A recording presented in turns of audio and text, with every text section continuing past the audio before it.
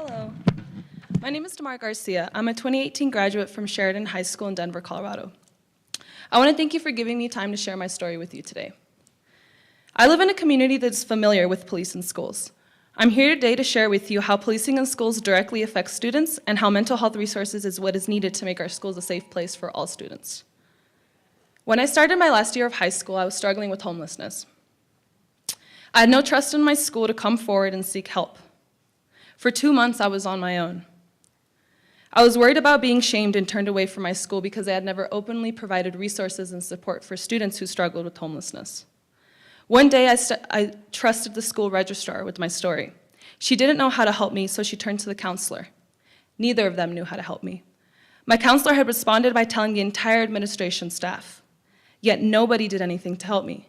They told me they had notified the police and that they were on the way to the school to pick me up. They had also called my mom down to the school and told me they were planning to press charges on her for abandonment.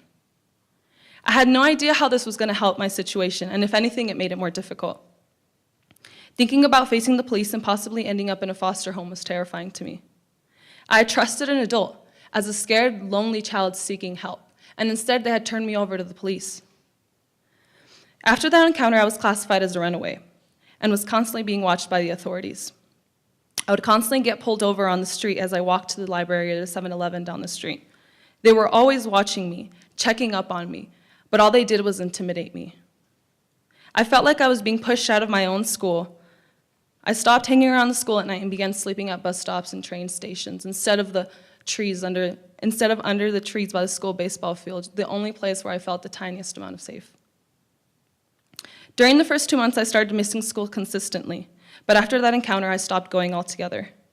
My own school had pushed me out, and the police kept me feeling like an outsider.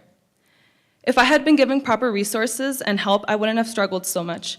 This experience showed me that the police don't know how to support students in need, and their response is to criminalize us. I would like to ask you to move funding away from police and schools and towards funding for mental health and counseling resources for young people. Putting more police officers in schools creates an environment where it is easy to escalate discipline incidents. When school staff doesn't know how to de-escalate heated situations, they turn to the police.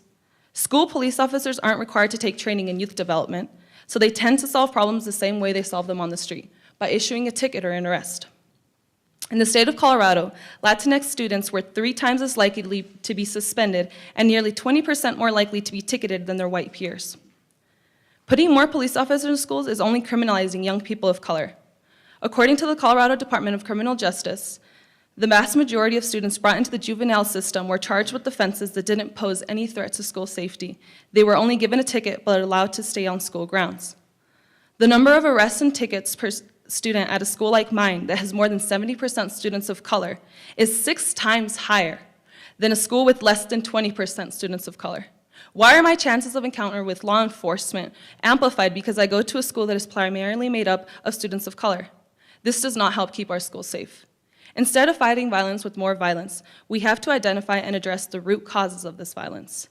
By putting more money and resources into counseling, mental health resources, and restorative justice practices, we are attacking the problem at the root cause instead of covering up the issue and pushing students and those problems out of school. If I had been turned to resources when I asked for help, I would have continued to go to school. I would have found housing, and I probably wouldn't have continued to suffer silently. There must be a process for students to go through to solve the issues at hand without such harsh punishments. Every year, $8 million are funneled into the Denver Public School District for policing in schools. There must be a process for students to go through to solve the issues at hand without such harsh punishments. As change makers and those charged with keeping students safe around the country, I urge you to please move that funding from policing to restorative practices such as mental health services, counseling, and restorative justice in schools. Thank you.